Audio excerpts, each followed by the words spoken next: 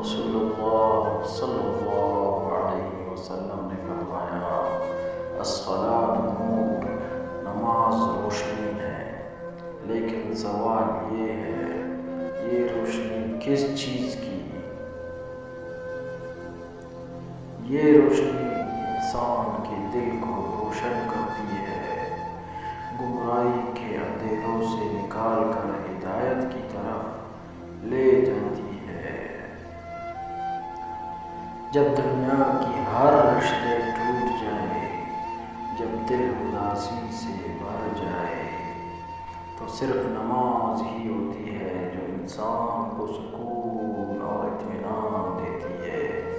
اور یہ روشنی صرف دنیا تک نہیں، قبر کے اندھیروں میں بھی ساتھ جاتی ہے، جہاں ہر طرف خاموشی ہوگی اور صرف نماز کا نور رہے گا۔